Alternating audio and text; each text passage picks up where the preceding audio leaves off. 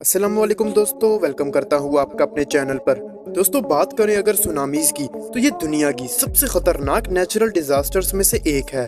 वैसे तो आए दिन दुनिया के मुख्तलिफ कोनों में छोटी मोटी सुनामियां आती जाती रहती है, लेकिन कभी कभार ये सुनामीज इतनी बड़ी होती है कि ये दुनिया का अच्छा खासा नुकसान कर जाती है।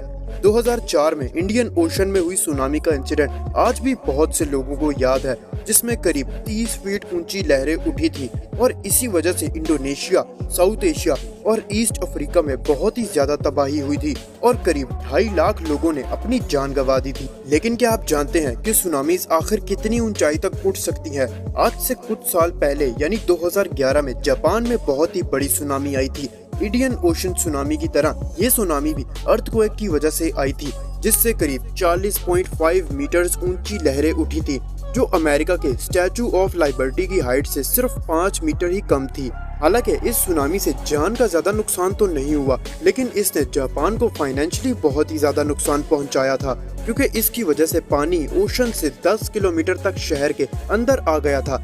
जापान में आई इस सुनामी के बाद की कंडीशन को देखने पर ऐसा लग रहा था जैसे वो कोई हॉलीवुड का सीन हो, क्योंकि उस वक्त जापान में बहुत ही बड़ा हिस्सा पानी में डूबा हुआ था।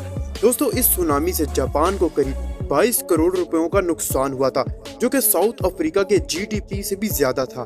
खैर, इस तरह की सुनामियां अक्सर आती जाती रहती हैं, पर इससे अलग तरह की भी एक सुनामी होती है जिसे हम सब मेगा सुनामीज कहते हैं, जो रेगुलर सुनामी से बहुत ही ज्यादा खतरनाक और बड़ी होती है। आप सोच रहे होंगे कि इस सुनामी और मेगा सुनामी में क्या डिफरेंस होता है? वेल, अगर एक तरफ देखा जाए तो रेगुलर सुनामी समुद्र के अंदर आई अर्थक्वेक से आती है, जबकि वही दूसरी तरफ मेगा सुनामीज तब आती है जब पानी के अंदर बहुत ही ज्यादा फोर्स के साथ कोई बड़ी सी चीज गिरती है, जिसकी वजह से बहुत ही बड़ी लहर बनती है। अगर मेगा सुनामी की बात की जाए तो ये 1963 में इटली में देखने को मिली थी।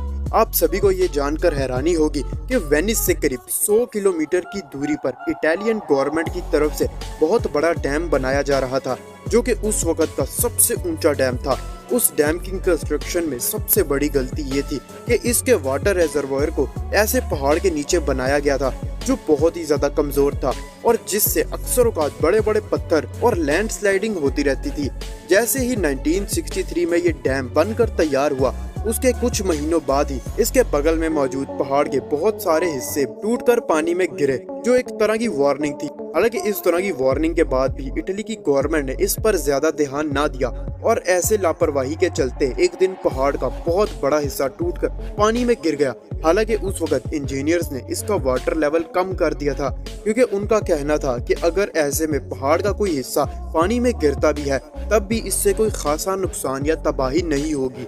लेकिन ऐसा हुआ नहीं, क्योंकि जब ये पहाड़ का हिस्सा पानी में गिरा तो इससे इतनी ताकतवर लहरें उठी जो कि इंजीनियर्स के एस्टिमेटेड लहरों से भी ज्यादा ऊंची थी, और इसी वजह से रिजर्वोयर से करीब 820 फीट ऊंची लहर बनी, जो दुनिया की सबसे बड़ी ऊंची बिल्डिंग यानी कि बुर्ज खलीफा के 1/4 हिस्से तक ऊंची थी।